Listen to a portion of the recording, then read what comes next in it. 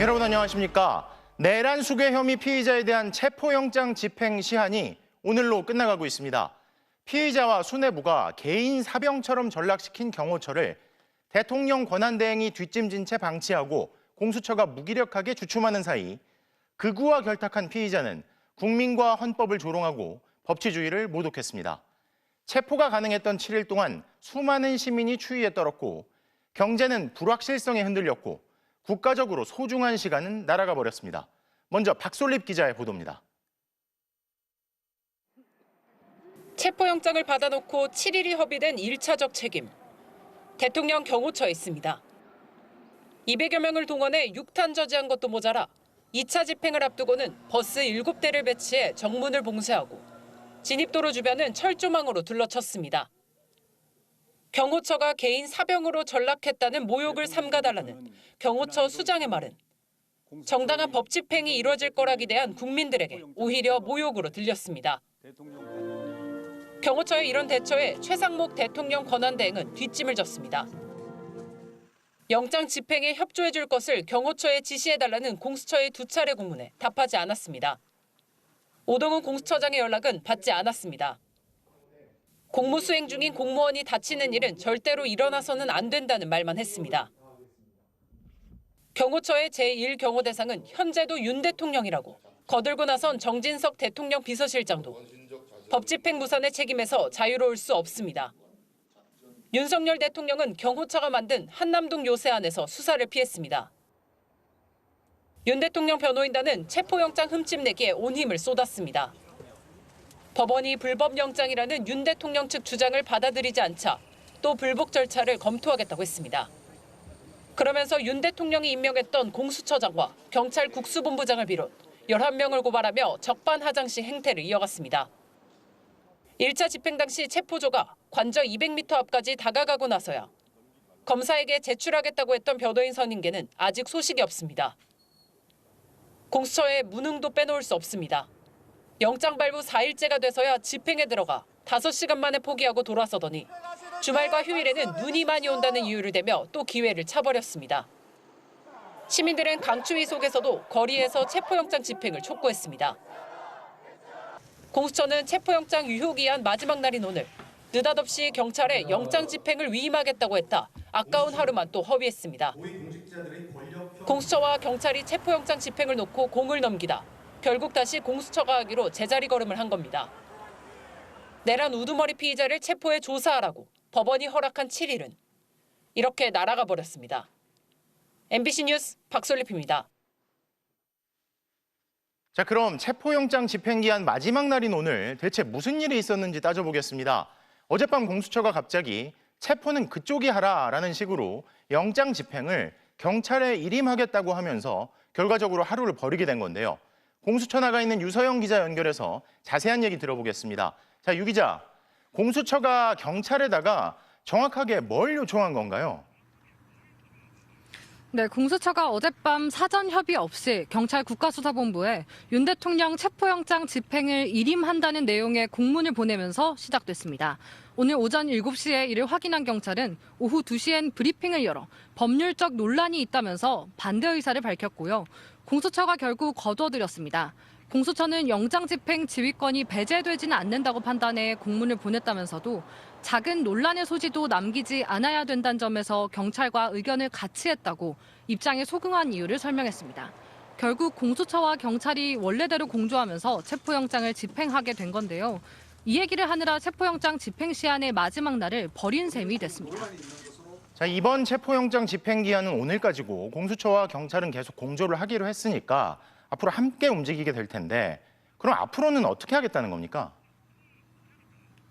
네, 말씀하신 대로 이제 4시간 정도 지나면 지난달 31일에 발부받은 윤 대통령 체포영장 유효기한이 끝납니다. 공수처는 우선 서울 서부지법에 영장을 재청구해서 유효기간 연장을 요구했습니다. 통상 한 차례 법원이 발부한 체포영장을 재청구하는 경우엔 상황이 크게 달라지지 않는 이상 그대로 발부될 가능성이 높다고 공수처는 기대하고 있습니다. 이번에 영장 유효기한을 7일보다 더 늘려 잡은 걸로도 보이는데 공수처는 확인해주기 어렵다고 했습니다. 체포영장 집행을 건너뛰고 구속영장 청구로 바로 가는 방안도 제시됐지만 공수처는 체포영장 유효기간이 영장됨, 일단 체포영장 절차로 간다고 선을 그었습니다. 공수처는 오늘 혼란에 대해 송구하게 생각한다면서도 수사권은 여전히 공수처에 있고 윤 대통령이 체포될 경우 조사 주체 역시 공수처라고 다시 한번 강조했습니다. 법원이 체포영장을 다시 발부하면 공수처와 경찰도 재집행 일정을 논의할 걸로 보입니다. 지금까지 공수처에서 전해드렸습니다. 자, 이런 가운데 경찰 내부에선 소극적이고 뒤늦게 대응하는 공수처의 수사 의지가 사실상 없는 게 아니냐는 불만도 나오고 있습니다. 자, 그래도 상황이 상황인 만큼 공조수사본부 체제로 다시 체포영장을 집행하기로 했는데요. 경찰청 국가수사본부 연결하겠습니다. 백승우 기자, 결국 현장에서 공수처와 경찰이 함께 움직여야 할 테고요.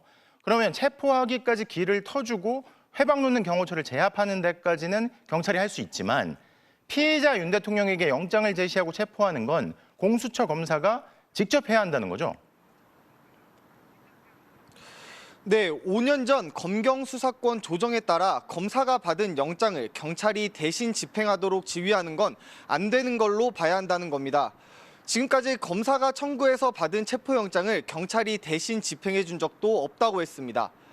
이런 법률적 문제가 있는 만큼 공수처 검사가 집행하고 경찰이 지원하는 체제를 유지한다는 건데 내부에선 공수처가 수사 의지가 없는 게 아니냐는 강한 불만도 감지됩니다. 국회 행정안전위원회 소속 민주당 의원들이 오늘 오전 경찰청 국가수사본부를 찾았는데요. 공수처가 윤 대통령 체포에 부담을 느낀다면 차라리 사건을 경찰로 재이첩하라. 경찰은 철저히 하겠다는 말이 나왔다고 합니다. 지난 3일 체포영장 집행 실패 과정에 대한 국가수사본부 고위 관계자의 비판도 추가로 전해졌습니다. 체포영장 집행 계획을 세우는 과정에서 공수처가 성의 없는 모습을 보였다. 당일엔 체포영장 집행 계획이 없다는 취지의 말까지 공수처 고위 관계자가 했다는 겁니다. 특히 경호처에 2차례 벽을 뚫고 관저 입구 3번째 저지선에 도착했을 때 초기엔 경호처 인력이 많지 않아 충분히 제압이 가능했는데 공수처가 시간을 끌어 제압하지 못했다는 평가도 나왔습니다. 경호처장을 체포하면서 저지선을 뚫고 윤 대통령 체포영장 집행이 가능했는데 공수처의 다소 소극적이고 늦은 대응으로 실패했다는 게 경찰의 내부 판단입니다. 경찰을 좀 더 투입했어야 하는 게 아니냐는 질문에는 그 인력으로 충분히 할 수 있다고 판단했다고 답했습니다. 경찰은 공조수사본부 체제로 다시 체포영장을 집행하기로 한 만큼 같은 실패가 반복되지 않도록 공수처와 동선과 인력 배치 등을 조율하고 있습니다. 체포영장 시한이 끝나는 오늘 체포를 시도할 가능성은 낮은 것으로 파악됐습니다만 체포영장 기한을 늘려서 다시 공수처에 요청이 온다면 즉시 투입이 가능하도록 준비는 된 걸로 전해지고 있습니다. 지금까지 경찰청 국가수사본부 앞에서 MBC 뉴스 백승우입니다. 앞서 보신 대로 전 국민이 지켜보고 있는데도 이렇게 귀중한 시간을 그냥 흘려보낸 데는 의지와 능력이 부족한 공수처의 책임이 크다는 지적이 많습니다. 공수처가 사건을 넘겨받은 뒤 수사 속도가 확 떨어졌고 그렇게 미적되는 사이 내란 세력들만 시간을 벌었다는 겁니다. 김상훈 기자가 보도합니다. 오동훈 공수처장은 오전 9시쯤 출근했습니다. 체포영장 집행을 경찰에 맡기기로 했다는 소식에 질문이 쏟아졌지만 답하지 않았습니다. 영장 집행 경찰에 왜 넘긴 겁니까? 부장님 사건 사실상 포기하신 거 아닙니까? 공수처는 이번 영장을 쓸 수 있는 7일 동안 딱 한 번 체포를 시도했습니다. 경호처가 차벽을 세우고 인간띠로 막자 5시간 반 만에 포기했습니다. 경찰이 박종준 경호처장을 현행범으로 체포하려 했지만 공수처가 막은 사실도 드러났습니다. 오 처장의 경고는 말뿐이었던 겁니다. 바리케이드, 그다음에 철문 등을 잠그고 우리 체포영장 집행에 응하지 않는 것 자체가 공무집행 방해라고 인식하고 있습니다.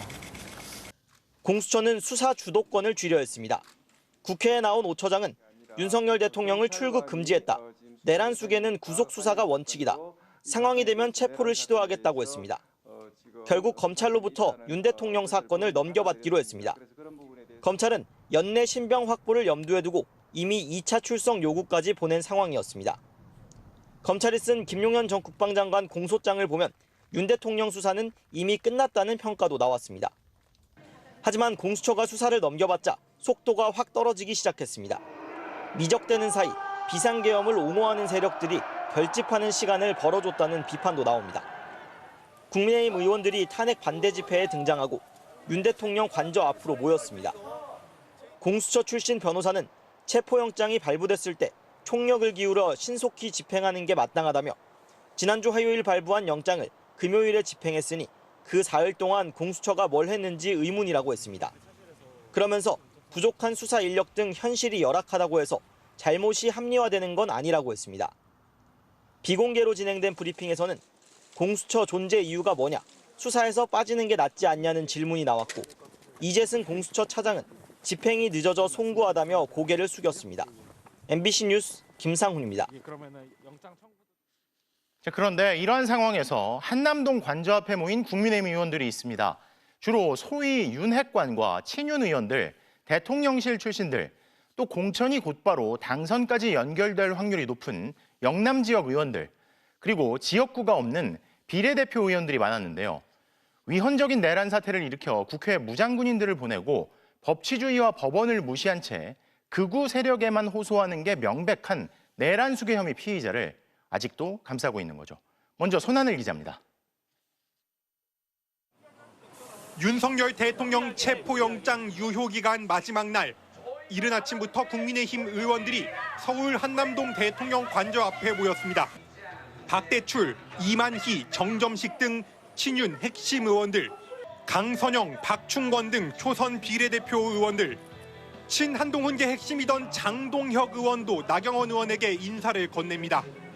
대통령 탄핵 반대 집회 바로 옆입니다.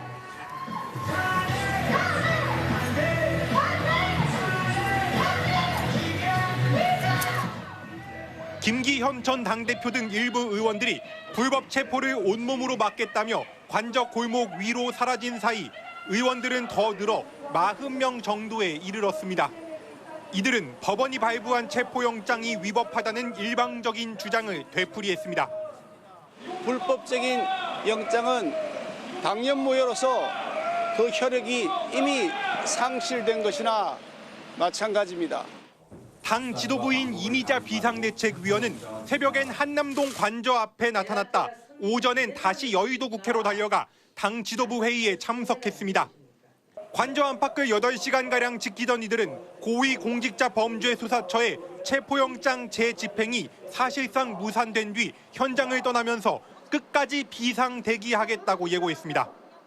불법적인 체포영장의 집행에 대해서는 단호히 이러한 부분에 대해서 문제점을 지적하고 국민의힘 의원 108명 중 비대위원까지 포함해 40명 정도가 길거리로 나선 상황. 당 지도부는 개별 의원들의 판단일 뿐이라는 입장만 되풀이하고 있습니다. 그러니까 당 차원에서 간 거 아니라는 부분에 대해서는 이미 우리 대변인이 충분히 밝혔을 거고. 또 위법적인 수사를 막고 헌법 질서를 지키려는 것이지 윤석열 대통령을 지키려는 게 아니라고도 선을 그었습니다. 더불어민주당은 체포영장 집행을 막겠다고 나선 국민의힘 의원들을 특수공무집행 방해 등 혐의로 고발하는 방안을 검토하기로 했습니다. MBC 뉴스 손하늘입니다.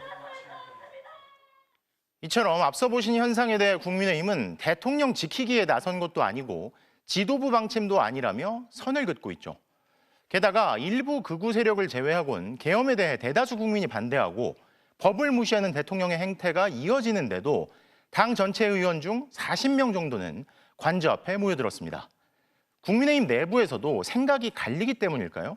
아니면 각자의 이해관계가 다르기 때문일까요? 이들이 관저 앞으로 간 이유를 고재민 기자가 취재했습니다.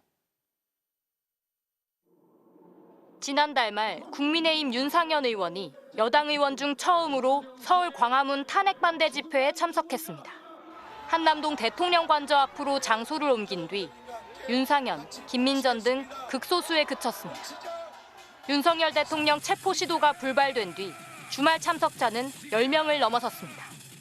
좌파들의 내란 선동에 일부 의원들이 굴복해서 책임을 다하지 못했습니다. 정말 죄송합니다, 여러분! 급기야 체포영장 기한 마지막 날 국민의힘 의원 40명 정도가 겨울비가 내리는 길거리로 나섰습니다. 지역구별로는 권영진, 이상휘, 이미자, 조지현 등 대구 경북 지역구 의원들과 김기현, 박대출, 박성민 등 부산 경남 지역을 합쳐 절반이 넘었습니다. 특히 경북 의원은 13명 중 10명, 76%의 높은 참석률을 보였습니다. 반면 수도권은 김은혜, 나경원, 윤상현, 조은희 등 비중이 적었습니다. 지역구 사정이라든지 이런 것에 따라서 자발적으로 나가시는 분들이 있고 또 자발적으로 자제하시는 분들이 있는데 박준태, 박충권, 최수진 등 비례대표 의원들도 상당수 눈에 띄었습니다. 계파별로는 강명구, 조지현, 임종득 등 인수위나 대통령실 출신 친윤계가 많았는데 대표적인 친한계로 꼽혔던 장동혁 의원도 나타나 눈길을 끌었습니다. 또 앞으로의 재선 이런 것들을 생각했을 때는 지금은 여기서 대통령을 세게 감싸는 국민보다는 대통령에게 충성하는 모습이 필요하다라고 판단을 한 것. 지도부에선 이미자 비상대책위원, 강명구 대표 비서실장, 최은석 원내대표 비서실장이 관저앞 집회에 참석했습니다. 지도부 회의에서는 이미자 의원에게 지도부 의사로 오해받을 수 있으니 자제하라는 경고도 나왔지만 개별 의원 참석은 전혀 막지 않고 있습니다. 복수의 영남권 의원들은 자칫 비상계엄 옹호로 비춰질 수 있다고 우려하면서도 지역구에서 집회 참여 요구가 있는 건 사실이라고 난처한 기색을 드러냈습니다. MBC 뉴스 고재민입니다.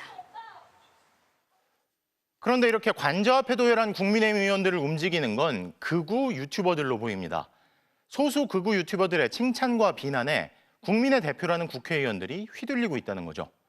직접 비교하기에는 여러모로 수준 차이가 상당해 보이지만 해외 언론은 자국의 사례를 들며 극우 세력과 윤 대통령의 밀착을 우려하고 있는데요.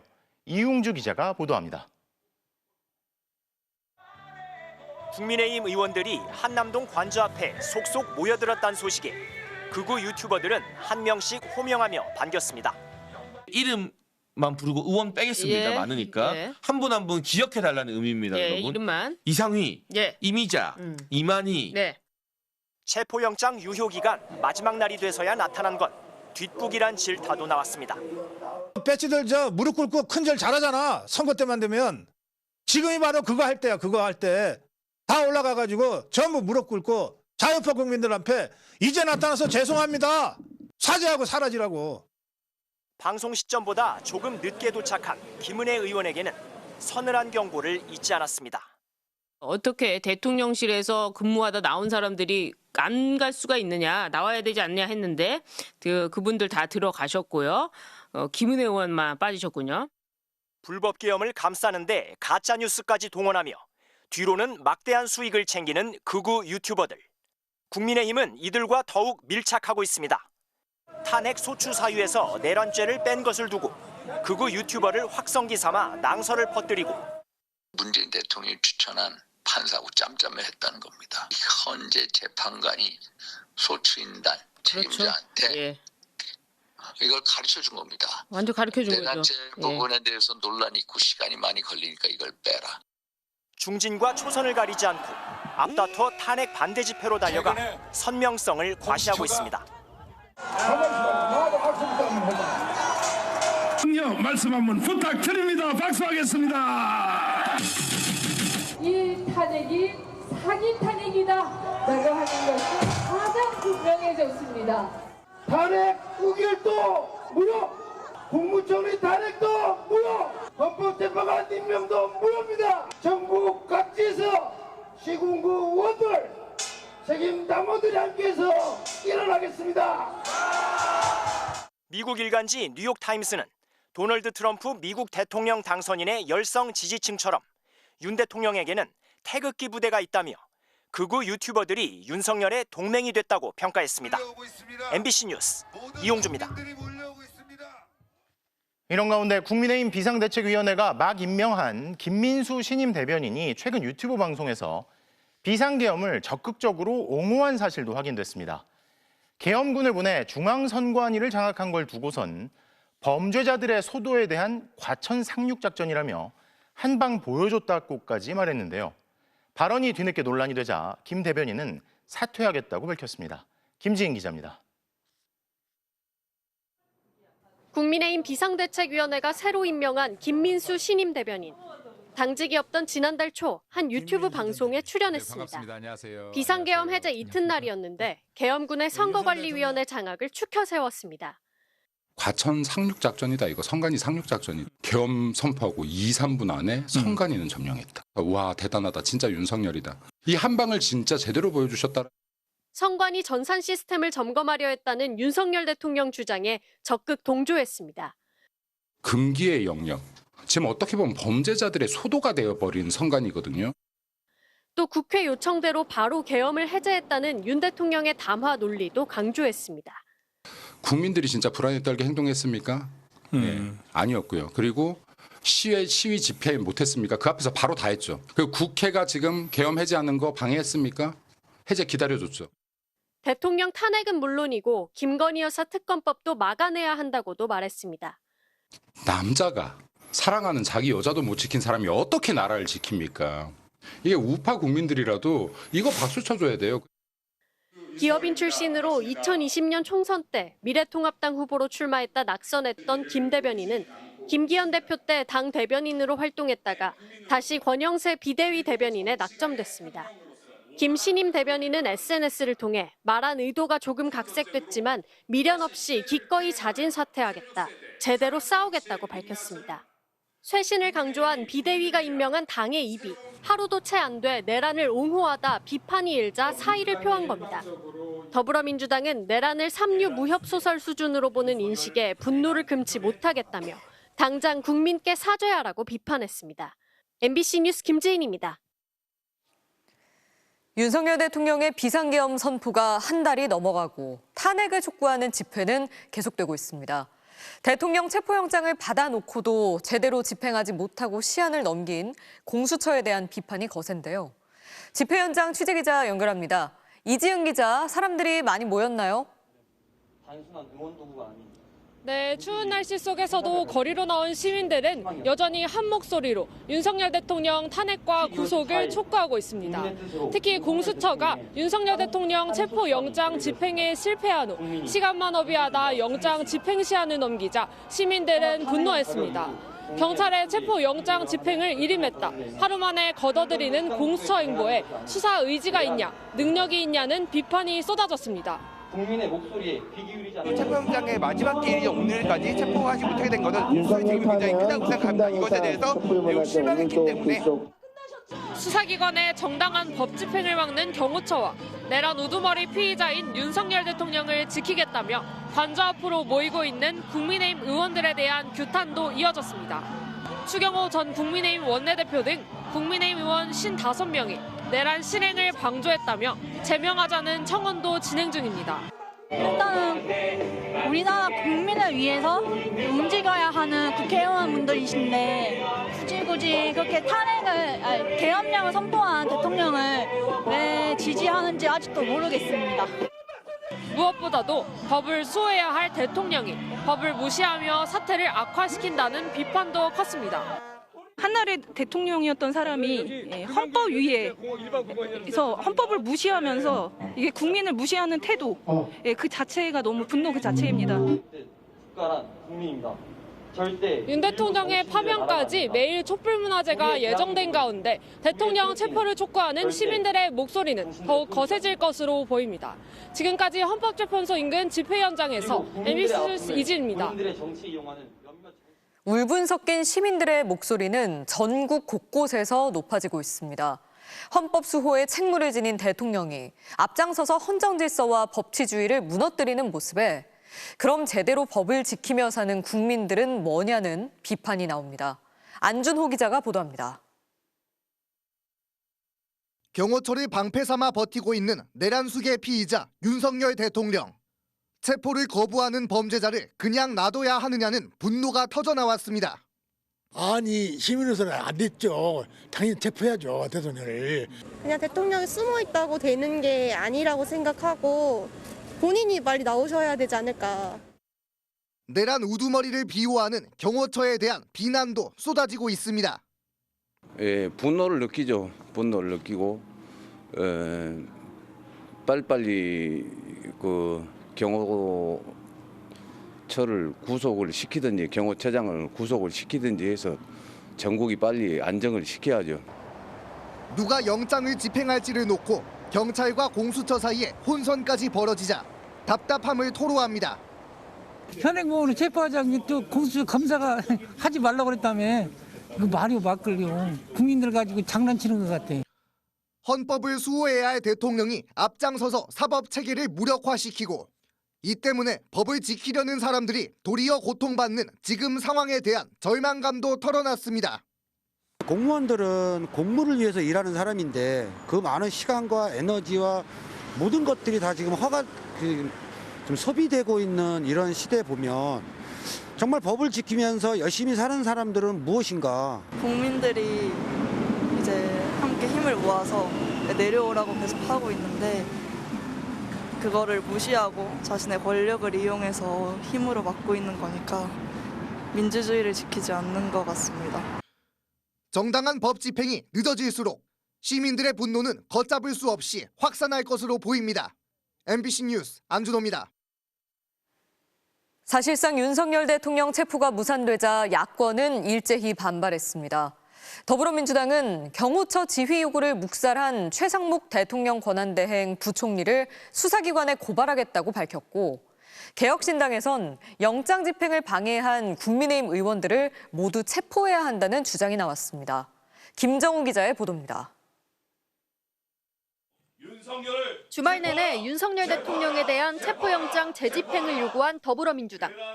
체포영장 시한이 끝나는 날 고위공직자범죄수사처의 영장 집행이 사실상 무산되자 최상목 대통령 직무대행 경제부총리에게 우선 책임을 돌렸습니다. 적법한 체포영장 집행을 경호처가 막는데도 경호처 수뇌부에 대한 직무배제나 해임 요구를 묵살했다는 겁니다. 심각하게 이 대통령 직무대행의 이런 질서 파괴 행위, 제2 내란 행위에 대해서 우리가 엄정하게 책임을 물어야 되지 않을까 하는 생각이 들었습니다. 오동훈 공수처장을 향해서는 무능하고 우유부단하다며 엄동설안에 윤석열 체포를 촉구한 국민들 앞에 부끄러운 줄 알라고 질타했습니다. 영장 집행을 막은 대통령 경호처를 향해선 대한민국 국격을 땅바닥에 패대기 쳤다고 비판했습니다. 본격적인 법적 조치에도 나서기로 했습니다. 최 부총리가 대통령 권한대행으로서 경호처를 제대로 지휘하지 않았고 앞서 헌법재판관도 모두 임명하지 않았다는 점 등을 내세워 이르면 7일 최 부총리를 직무유기 혐의로 공수처에 고발하기로 했습니다. 개혁신당에서도 경호처가 주도적으로 헌법을 위배하고 있고 국회의원들이 동조한다면 다 체포해야 한다는 주장이 나왔습니다. 국회의원도 현행범인 경우는 체포할 수 있기 때문에 적법한 영장의 집행을 방해하는 것은 공무집행방해, 특수공무집행방해의 현행범입니다. 민주당 내부에선 오동훈 공수처장을 탄핵 소추하자는 주장까지 나왔지만 일단 공수처가 영장 집행에는 나섰던 만큼 당장 탄핵 소추 절차에 착수하기보다는 탄핵 사유가 있는지부터 따져보겠다는 입장인 것으로 파악됐습니다. MBC 뉴스 김정우입니다. 윤석열 대통령의 체포영장은 오늘 자정이면 기한이 만료됩니다. 공수처가 영장기한 연장을 신청하겠다고 밝히긴 했지만 오늘도 체포 시도가 이뤄질 가능성이 있다고 본 시민들은 관저 앞에서 체포 찬반 집회를 열며 대치했습니다. 취재기자 연결해 보겠습니다. 조건희 기자, 지금 관저 앞 상황은 어떤가요? 네, 윤석열 대통령에 대한 체포영장 시한이 채 4시간도 남지 않은 가운데 탄핵 찬반 집회는 사실상 마무리됐습니다. 이 탄핵 찬성 측 집회를 주도하던 민주노총은 오후 4시 반 무렵 3박 4일 농성을 마치고 철수했고요. 탄핵 반대 측 시위대도 조금 전 저녁 7시를 넘어선 무렵 자리에서 일어나 해산했습니다. 체포영장 만료일인 오늘 낮까지도 양측 집회는 팽팽하게 맞섰는데요. 앞서 공수처가 체포영장 유효기간 연장을 신청하겠다고 밝혔습니다.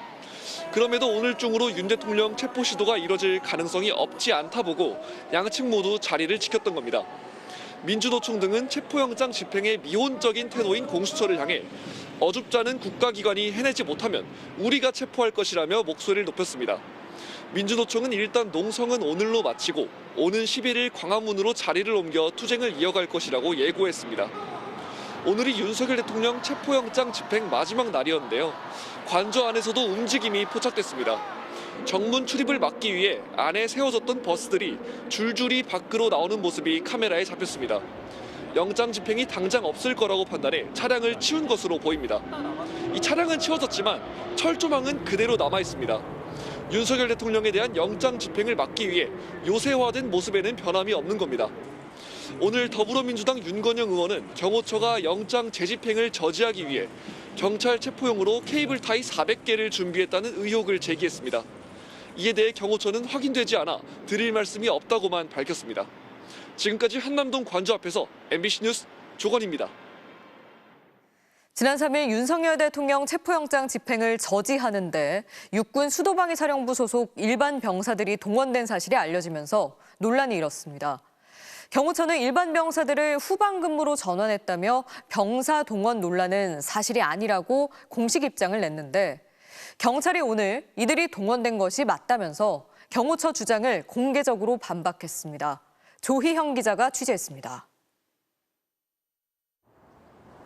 지난 3일 오전 공수처 수사관들이 대통령 체포영장 집행을 위해 관저 철문을 통과했습니다.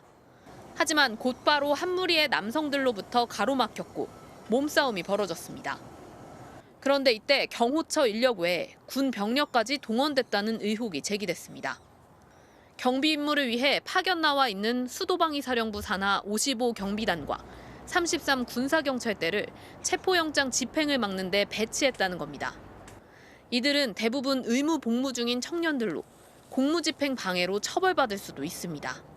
경호처는 논란이 일자 공수처와 대치가 격화될 것을 대비해 경호처 직원들로 교체하고 병사들을 후방 근무로 전환했다며 사실이 아니라고 밝혔습니다. 그러나 경찰이 이 같은 경호처의 주장을 정면으로 반박하고 나섰습니다.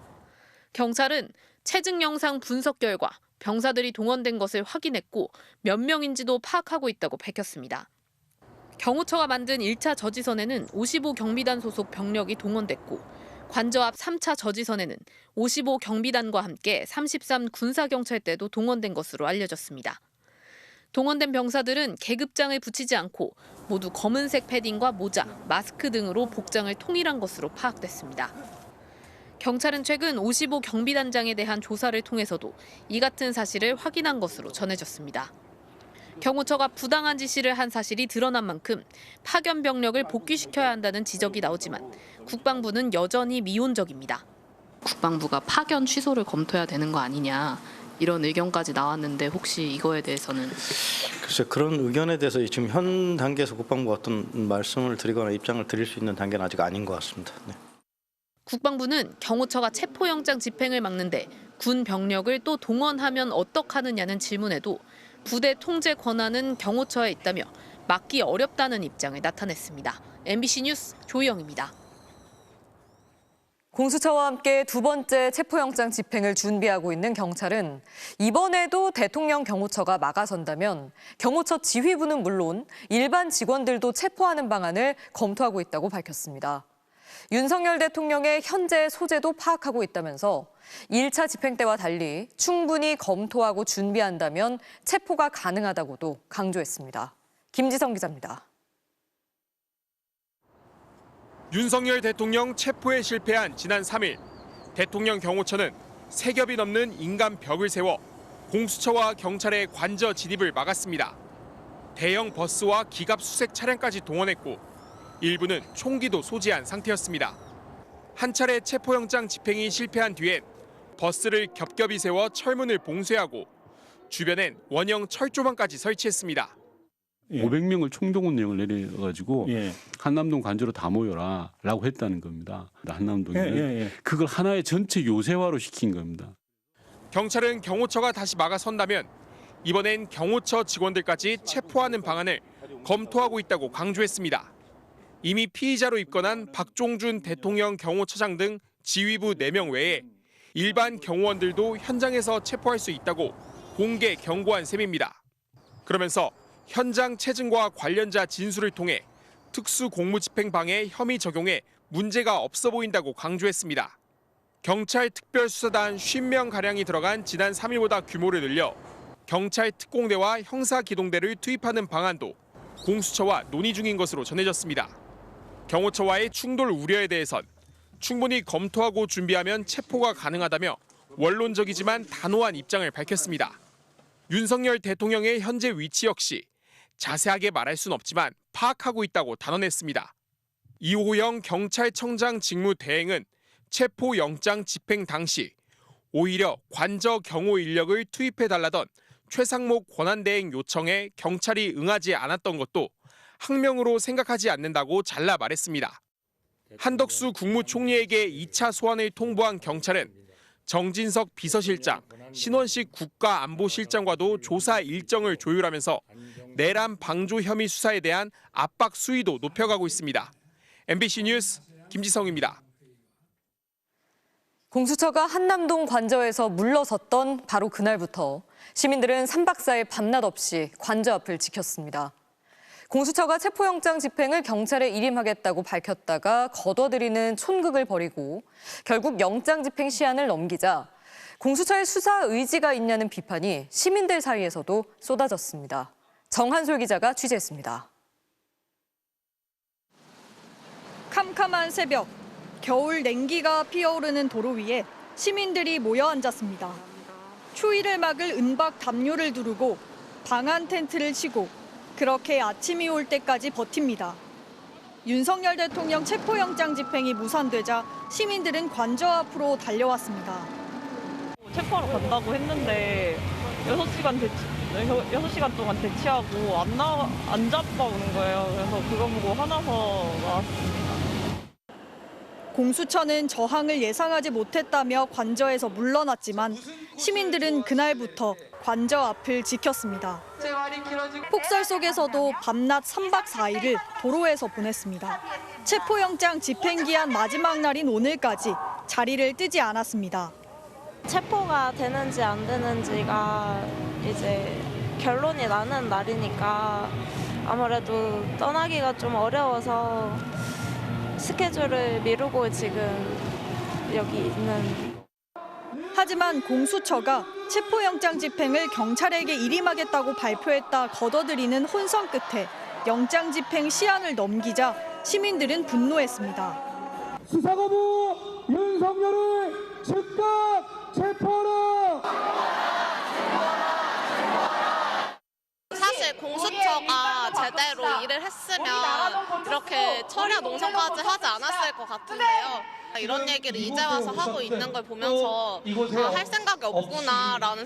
공수처가 좀 더 강경하게 준비하고 대응을 하고 진입을 했으면 좋았을 텐데 너무 안일하게 생각을 해서 그런 게 아닌가. 법 위에 군림하려는 대통령에 대한 성토도 이어졌습니다. 사과해야 할 사람은 사과하지 않고 따뜻한 곳에서 괴로움 없이 지내고 있는데 왜 늘 잘못하지 않은 쪽이 괴로워하고 아파야 합니까? 현장에 오지 못한 이들은 이번에도 푸드트럭과 방한용품을 나누며 지지를 보냈습니다.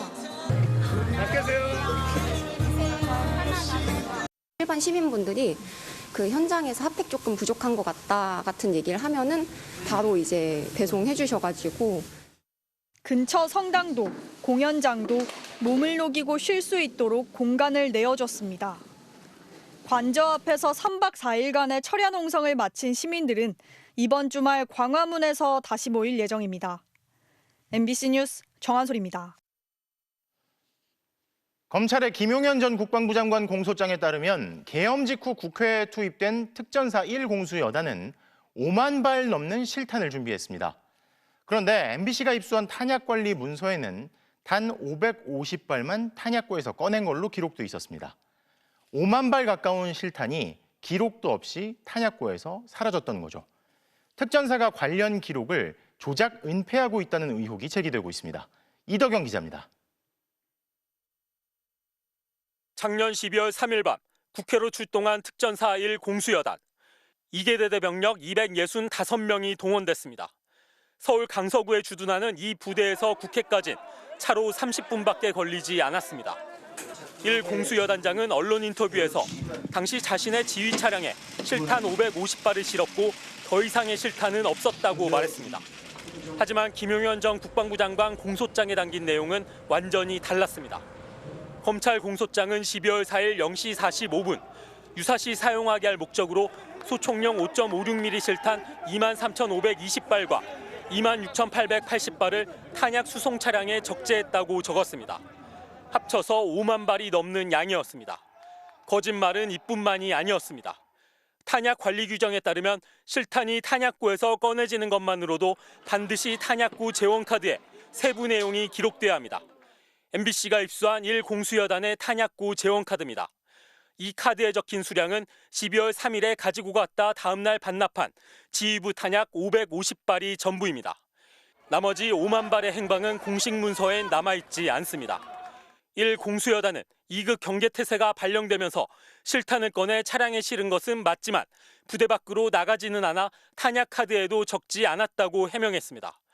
그러면서 여단장의 추가 지시를 기다리다 새벽 4시쯤 다시 탄약고에 집어넣었다고 설명했습니다. 하지만 탄약고에서 실탄을 꺼내고도 기록에 남기지 않은 건 그 자체로 탄약 관리 규정 위반입니다.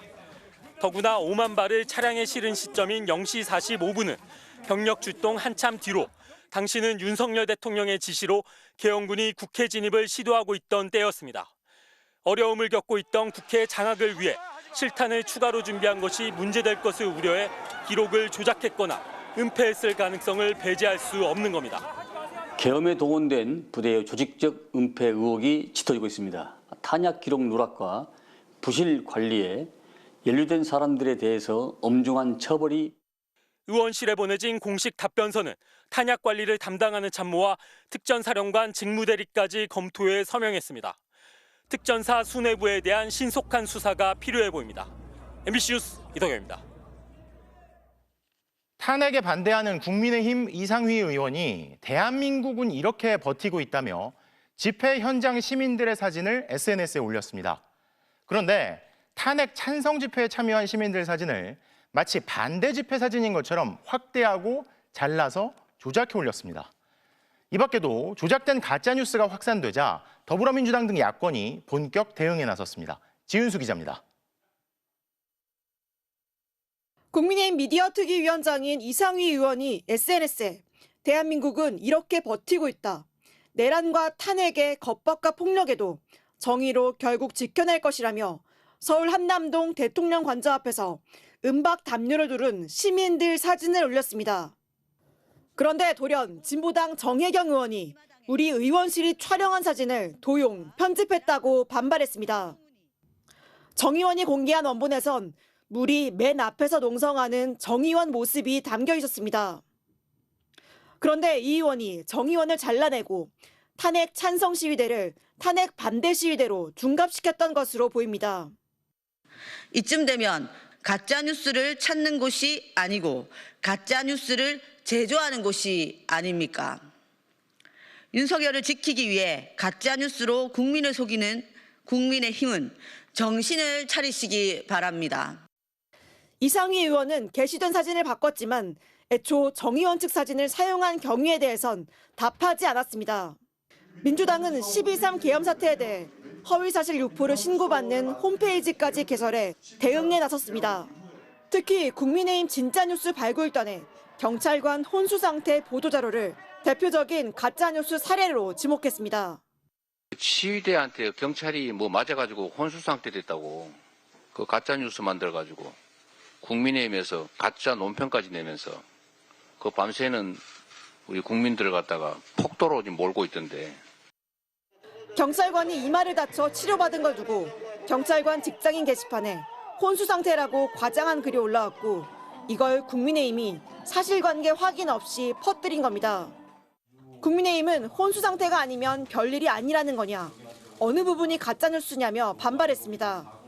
한편 민주당과 조국혁신당, 진보당은 농민 트랙터 시위를 두고 몽둥이가 답이라고 비난한 국민의힘 윤상현 의원에 대해 징계안을 국회에 제출했습니다. MBC 뉴스 지은수입니다. 그런데 국민의힘 내부에서도 대통령이 당당하게 수사를 받아야 한다는 비판은 이어지고 있습니다. 내란 사태 옹호에 이어 정당한 법 집행까지 끝까지 거부했다가는 그나마 남은 보수의 가치는 물론 중도층을 비롯한 지지 기반이 완전히 무너질 수 있다는 건데요.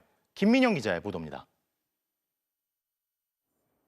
공수처의 체포영장 집행이 사실상 무산되자 국민의힘은 애초부터 무리한 수사였다고 반발했습니다.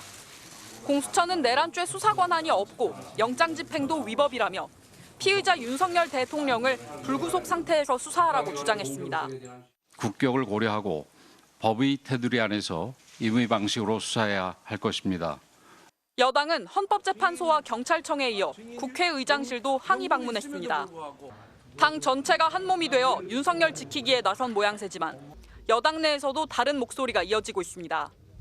초선인 김용태 비대위원은 당 지도부 공개회의에서 계엄 해제에 앞장서지 못한 걸 진지하게 반성하고 책임 있는 입장을 밝혀야 한다며 당의 자성을 촉구했습니다. 계엄을 결정하기까지의 1년의 과정에서 과연 여당은 무엇을 했는지 다시 한번 깊이 성찰하고 반성해야 합니다. 당 중진들도 관저에 숨어 법 집행을 피하고 있는 윤석열 대통령을 향해 당당하게 수사받으라고 촉구했습니다. 당당하게 수사에 응하겠다라고 했던 대통령의 약속은 어디로 갔는지 모르겠어요. 법적 정치적 책임을 회피하지 않겠다. 탄핵이든 수사든 당당히 임하겠다는 본인의 말씀이 정답입니다. 2차 탄핵소추안 표결 때 공개 찬성한 김재섭 의원도 참모 뒤에 숨지 않겠다던 대통령의 모습은 어디 갔냐며 공개 비판했습니다. 극단적인 대치를 하고 영장에 불응하는 방식은 그냥 말 그대로 초과삼간, 보수의 초과삼간이 다 타는 거기 때문에 강성 지지층을 의식해 표면적으로는 윤 대통령을 엄호하고 있지만 내부적으로는 언제 거리를 둘지 고심하고 있다는 기류도 읽히고 있습니다. MBC 뉴스 김민영입니다. 지난주 헌법재판소의 변론 준비 절차가 마무리되면서 대통령 탄핵 심판엔 속도가 붙을 전망인데요. 최근 검찰이 공개한 김용현 공소장을 보더라도 계엄의 위헌성은 다시 한번 입증되지만 대통령 측은 적절한 해명을 내놓지 못하고 있습니다. 윤상문 기자입니다. 검찰은 윤석열 대통령의 계엄 선포 행위부터 헌법에 위배된다고 판단했습니다. 전시, 사변 또는 이에 준하는 국가 비상사태에만 계엄이 가능하지만 전시도, 사변도 국가 비상사태도 아니었습니다. 또 국무회의 사전 심의에 대해서도 하자라고 했습니다. 윤 대통령이 지금 바꾸면 모든 게 다 틀어진다고 국무위원들에게 5분 동안 일방적으로 통보했다. 나는 간다고 가버렸고 국무회의 회의록도 없다는 겁니다. 계엄 포고령 1호도 헌법 위반 사항입니다. 검찰은 윤 대통령이 승인한 포고령은 정당 활동의 자유, 집회 결사의 자유를 완전히 침해했다고 지적했습니다. 군경을 동원한 국회 활동 방해 행위도, 선관위를 영장 없이 압수수색하게 한 행위도 모두 헌법 위반이라는 게 검찰 판단입니다. 검찰은 총을 쏴서라도 문을 부수고 들어가서 끌어내라고 윤 대통령이 의결 방해를 지시했다는 증언과 계엄군이 선관위 서버를 탈취하려 한 증거를 36쪽에 걸쳐 자세하게 담았습니다. 검찰의 결론은 윤 대통령이 헌법상 국민주권제도, 의회제도, 정당제도, 선거관리제도 등 자유민주적 기본 질서를 파괴하려 했다는 것입니다. 윤 대통령 측은 이 같은 헌법 파괴 행위에 대한 해명 요구에 지금까지 답하지 않고 있습니다. 그런데 아직 의견이 없다는 건 좀 이상하죠. 의견은 있어야 될 거 아닙니까? 왜 비상계엄을 선포했고 이렇게 군경을 투입한 이유가 뭐고 이런 것들을 다 저희가 앞으로 서면 내면 아마 확인하시겠지만 서면이 상상 초월로 좀 많습니다. 헌재의 자료 제출 요구는 따르지 않으면서 재판정에서까지 극우 지지자 결집에 몰두했습니다. 정권 교체 주장 세력과 정권 유지 주장 세력 간의 다툼입니다. 또 다른 한편 진보 세력과 보수 세력의 다툼입니다. 또 대통령에 대한 부정은 이 나라 헌법 질서를 부정하는 것이라며 대통령이 곧 헌법이라는 그릇된 인식을 보이고 있습니다. MBC 뉴스 윤상문입니다. 윤 대통령 탄핵소추 쟁점에서 내란죄 성립 여부는 빼고 속도감 있게 진행하자는 국회 측 주장을 두고 윤 대통령 측과 여당이 공세를 퍼붓고 있는데요. 헌법재판소가 어떻게 심리할지는 전적으로 재판부가 판단할 몫이라고 선을 그었습니다. 헌재가 국회에 권유한 거라는 국민의힘 쪽 주장에 대해서도 사실이 아니라고 일축했습니다. 먼저 김현지 기자입니다. 형법상 내란죄 여부를 탄핵소추 쟁점에서 빼고 정리하자는 국회 측 입장을 두고 여야는 오늘도 공방을 이어갔습니다. 중요 부분을 탄핵소추인단 마음대로 처리를 할 수가 없습니다. 국회의 재의결이 필요하다는 말씀을 드립니다. 헌법 위반 여부를 판단받겠다는 것일 뿐이지 내란 행위가 소추 내용에서 빠진 게 아니다라고 다시 한번 말씀을 드립니다. 8인 체제로 첫 재판관 전원회의를 연 헌법재판소가 입장을 내놨습니다. 헌재는 내란죄 위반을 탄핵소추 사유로 볼지에 대해서는 전적으로 재판부의 판단 사항이라고 했습니다. 소추 사유에서 내란죄를 철회하라고 헌재가 권유했다는 국민의힘 쪽 주장에 대해서도 그런 사실이 없다고 일축했습니다. 헌재는 지난 2017년 박근혜 전 대통령 탄핵 심판 때도 뇌물 강요 등 형법상 범죄 성립 여부를 빼고 위헌 여부만 밝히는 쪽으로 소추 이유를 정리한 바 있습니다. 헌재는 이 같은 전례를 토대로 윤 대통령 탄핵 심판에 속도를 낼 것으로 보입니다. 헌재는 다음 주 화요일 시작하는 윤 대통령 탄핵 심판 변론기일은 매주 화요일, 목요일 진행하고 평일은 매주 한 번씩 여는 것으로 재판관 8명 전원이 뜻을 모았다고 밝혔습니다. 앞서 5차 변론기일까지 한 달치를 일괄 지정한 게 피청구인의 방어권을 침해한다는 윤 대통령 측 주장도 반박했습니다. 헌재는 당사자의 변론 계획 수립과 원활한 절차 진행의 필요성을 고려한 것으로 헌재법에 근거한다고 일축했습니다.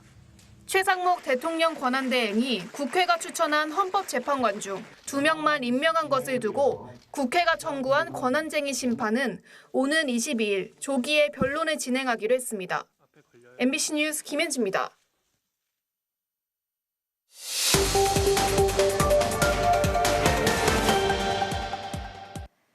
대통령 변호인단과 여당의 주장은 국회가 탄핵안의 내용을 바꾸려면 의결부터 다시 해야 한다는 겁니다.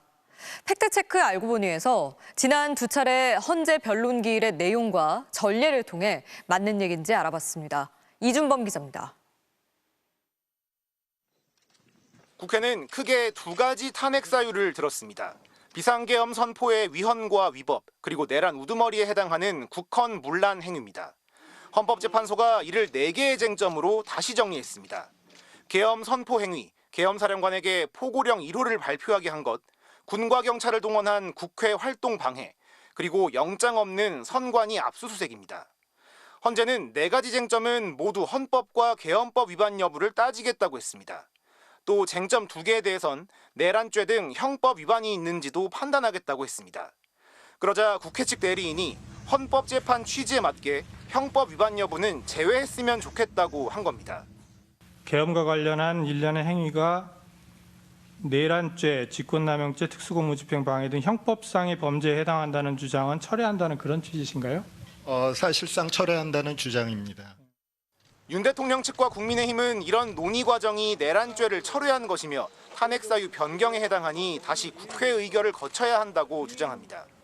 하지만 4가지 쟁점은 그대로 유지가 된다는 점에서 적용 법조를 배제했다는 게 정확한 설명입니다. 내란죄 성립 여부를 다투지 않더라도 헌재가 판단 대상으로 삼는 사실관계 자체는 바뀐 게 없습니다. 그거는 국회의 어떤 소추 의결서 내에 있는 탄핵 소추 사유 자체를 철회하는 게 아닙니다. 또 헌법 위반 사안은 4가지 쟁점 전부에 걸쳐 나타납니다. 탄핵 결정은 하나라도 위헌이 확인되고 그게 중대하면 인용됩니다. 탄핵 재판 입장에서는 이런 행위를 한 사람은 헌법적으로 볼 때 그 자리에 계속 있게 해서는 안 되겠다. 그거를 판단하는 것이 전례도 존재합니다. 2017년 박근혜 대통령 탄핵 심판 당시 뇌물죄 등 탄핵 소추 사유 일부를 바꾸자고 앞장선 사람이 권성동 국민의힘 원내대표였습니다.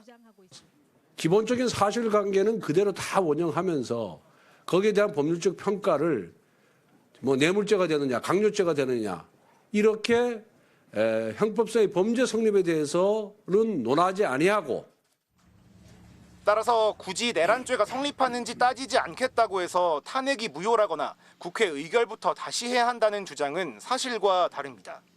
쟁점이 간결해지면 윤 대통령 쪽에 유리할 텐데 왜 반기지 않는 걸까요? 윤 대통령 쪽은 탄핵 심판 서류도 받지 않았고 답변서도 제때 안 내고 있습니다. 심리도 180일을 꽉 채우고 증인도 많이 불러야 한다고 주장합니다. 시간 끌기 전략과 맞닿아 있는 것으로 보입니다. 알고 보니 이준범입니다. 우리나라를 방문 중인 토니 블링컨 미국 국무부 장관은 윤석열 대통령의 계엄 선포에 미국에 심각한 우려가 있었다고 밝혔습니다. 그러면서 한국이 헌법과 법치에 따라 앞으로 나아갈 것을 믿는다고 강조했는데요. 양소연 기자가 보도합니다. 12.3 비상계엄 사태 이후 한 달 만에 한국과 미국의 외교 수장이 만났습니다. 밝게 웃으며 악수했지만 윤석열 대통령의 비상계엄 선포가 매우 우려스러웠다는 미국의 언급이 나왔습니다. 이런 우려를 당시 한국 측에 직접 전달했다고도 했습니다. So we had serious concerns about some of the actions that President Yoon took. We communicated those directly to the government. At the same time, 4년 전 오늘 부정선거 음모론을 주장하던 당시 도널드 트럼프 미 대통령의 지지자들이 미 의회를 무력 점거했던 사태를 떠올린 듯 블링컨 미 국무장관은 한국 민주주의가 시험대에 올랐다며 헌법과 법치에 의한 회복을 강조했습니다. just as American democracy has faced challenges throughout our history, we trust that the Republic of Korea, as a leading global democracy, will proceed in full accordance with its constitution and the rule of law. 한국이 법과 원칙에 따라 지금의 혼란을 수습해야 한다고 말한 걸로 들립니다. 이때 뉴욕타임스 기자가 윤 대통령이 북한이나 러시아 지도자처럼 행동하는 것이 한미 관계에 어떤 악영향을 미칠 것 같은지 물었습니다. He appeared to be adopting strategies similar to the ones that autocrats in North Korea, Russia, and China use to stay in power. Why has their head of government gone in the same political direction as their national enemies and rivals? And how are you dealing with the tensions this has created with the United States? 이 질문에 블링컨 장관은 다시 법치, 즉 헌법을 따르는 게 매우 중요하다고 말했습니다. 윤석열 대통령이 촉발한 동맹국의 혼란이 법과 원칙대로 해결돼야 한다고 애둘러 다시 강조한 걸로 보입니다. 한미 외교장관이 만나던 무렵 북한은 동해상으로 중거리급 탄도미사일 한 발을 발사했습니다. 합참은 극초음속 미사일로 추정된다고 밝혔습니다. 블링컨 장관은 북한이 러시아로부터 군사 장비와 훈련을 받고 있을 뿐 아니라 첨단 우주, 위성 기술을 공유하려는 시도가 있다는 정보가 있다며 푸틴 대통령이 북핵을 용인하려는 단계에 도달했을 수 있다고 우려했습니다. MBC 뉴스 양소연입니다. MBC에는 답을 안 하겠다. 이장우 대전시장이 신년 기자회견에서 MBC 기자의 질문에 이런 답을 했습니다. 윤석열 대통령이 보여왔던 선택적 언론관과 빼닮아 있다는 비판이 나옵니다. 이승섭 기자입니다. 12.3 내란 이후 한 달 만에 처음으로 공식 기자회견을 연 이장우 대전시장에게 MBC 취재진이 질문합니다. 전국 관련해서 하나만 더 여쭤보려고 하는데요. 그런데 이 시장이 기자의 질문을 끊습니다. MBC는 그런 얘기하면 계속 왜곡해가지고. 취재진이 재차 물어보려 하지만 가로막습니다. MBC에는 답하지 않겠다고 했습니다. MBC는 답을 안 하겠습니다. 여쭤봐도 될까요? 질문을? 네? 됐습니다. 답해서 하면 왜곡할 건데 뭐. 앞서 MBC는 12.3 비상계엄 당시 이 시장의 행적을 따져 물었습니다. 이 시장이 대전시의 긴급 간부회의에 나타나지 않았기 때문입니다. 그 11시간에 대한 행정... 그건 말도 안 되는 소리예요. 11시는 집에서 보고를 받으면서 우리 집사람하고 밤 샜습니다. 긴급 회의 시간에 참석하지 않으셨습니까? 말 되지도 않는 말 좀 하세요. 특정 언론사의 질문과 답변을 일방적으로 거부한 것은 부적절한 모습이라는 지적이 나왔습니다. 비판적인 의견에는 귀를 닫고 소통하지 않는 권위주의적이고 구시대적인 행태입니다. 조직적으로 언론을 선택하고 또 내란 범죄자를 비호하는 행위로밖에 볼 수 없습니다. 이 시장은 지난해 11월에는 스타벅스 매장 유치 포기와 관련한 일부 언론 비판 보도를 악의적 보도라고 말하기도 했습니다. MBC 뉴스 이승섭입니다. 제주항공 여객기 참사 원인을 조사하는 항공철도사고 조사위가 엔진 2기를 모두 회수해 분석 중인데요. 당시 사고 비행기의 움직임을 보면 양쪽 엔진에 문제가 있었던 것으로 보이는데 2개가 다 멈췄는지에 대해선 전문가마다 해석이 다릅니다. 박철영 기자가 전해드립니다. 제주 항공사고기의 GPS 항적 기록입니다. 8시 58분 25초까지 여객기는 무안공항을 향해 순항했습니다. 그런데 2초쯤 뒤 갑자기 운항 경로가 한쪽으로 크게 꺾입니다. 이 무렵 조류 충돌이 벌어진 걸로 추정됩니다. 눈여겨볼 건 이후의 비행 속도입니다. 8시 58분 49초에는 154노트까지 끌어올리며 고도를 높였습니다. 적어도 이때까지는 하나 이상의 엔진이 작동했다는 뜻입니다. 속도가 충족된다는 건 설명이 안 됩니다. 예를 들어 두 엔진이 모두 죽었다면. 문제는 그 이후입니다. 8시 58분 때 촬영된 영상을 보면 오른쪽 엔진이 연속으로 폭발하는 이른바 스톨 서지 현상이 관찰됩니다. 통상 이럴 경우 조종사는 해당 엔진 출력을 확 낮춰버립니다. 엔진 파이어 하면서 이제 엔진 파이어 오른쪽을 껐을 거예요. 엔진을 바로 이제 꺼야 됩니다. 그거는 뭐 체크리스트가 그건 암기해서 하는 거기 때문에. 그때부터 사고기는 엔진 2기에 모두 이상이 생긴 듯 바로 동체 착륙을 시도합니다.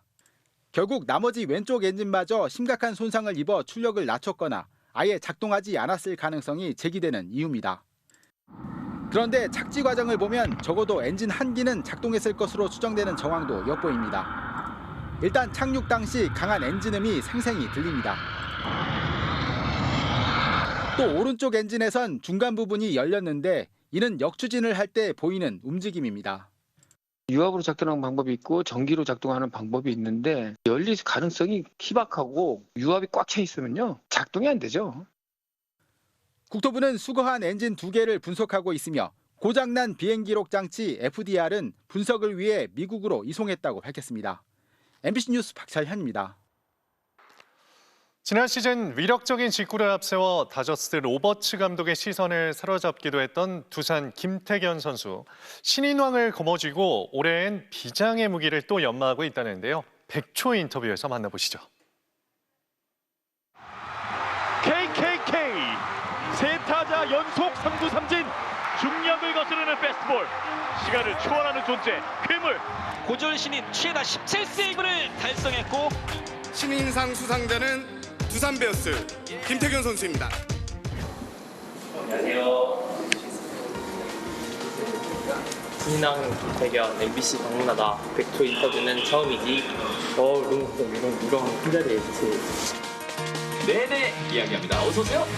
안녕하십니까. 한 해 동안 김태균 선수 때문에 어떠셨어요? 너무 행복했어요. 신기하게 봤던 것 같아요. 진짜 그렇게 여유 있는 상황에 기회가 된다면은 출연 섭외가 온다면은 한 번쯤 해보고 싶다라는 생각이 들었던 것 같아요.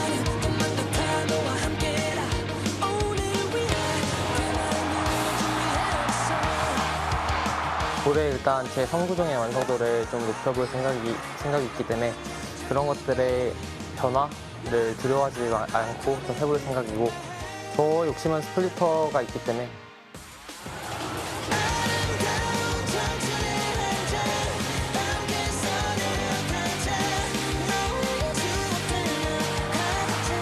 마무리를 처음부터 하게 되겠다면 세이브 왕이라는 욕심이 있는 건 당연한 것 같고 또 올해만큼은 우승이라는 목표를 세우고 해야 되기 때문에 그 목표를 꼭 이루고 싶습니다.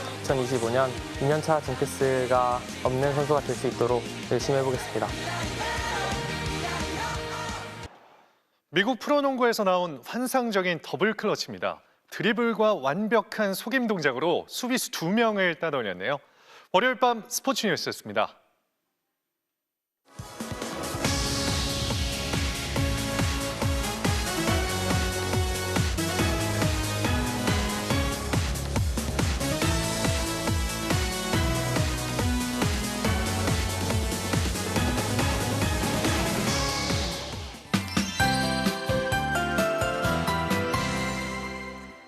네, 오늘 큰 추위는 없었지만 미세먼지 농도가 높았습니다. 먼저 이것은 지난주 서울인데요. 평소에는 다리 건너 건물이 잘 보이지만 오늘은 이렇게 뿌연 먼지에 갇혔습니다.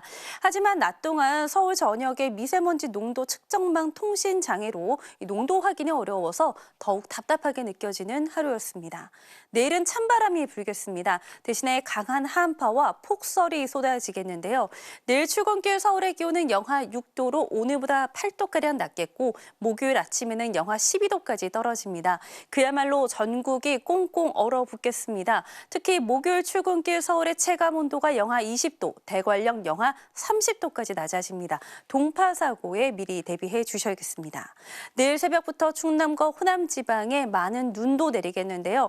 현재까지 예상 적설량은 전북에 최고 20cm 이상인데 이번 눈은 사나흘간 길게 이어지면서 최고 40cm 이상까지 더 늘어날 전망이고요. 강한 눈은 내일 밤 그리고 모레 밤에 집중되겠습니다. 서울의 아침 최저 기온은 영하 6도, 춘천 영하 12도를 보이겠고요. 내일 낮 최고 기온도 서울이 1도에 그치는 등 종일 춥겠습니다. 하셨습니다. 무법 상태, 온갖 논란, 국민들끼리의 갈등이 실제로 있는 것처럼 얘기들을 합니다. 하지만 무법 극우가 꾸며낸 논란, 대다수 국민 정서에 반하면서 마치 보수인 척하는 극우의 선동이 있을 뿐입니다. 현실 인식을 제대로 하지 못한 결과는 결국 스스로에게 돌아갑니다. 그리고 아무리 미루고 막으려 해도 법치국가의 법 집행은 이루어질 겁니다. 월요일 뉴스데스크 마칩니다. 시청해주신 여러분 고맙습니다.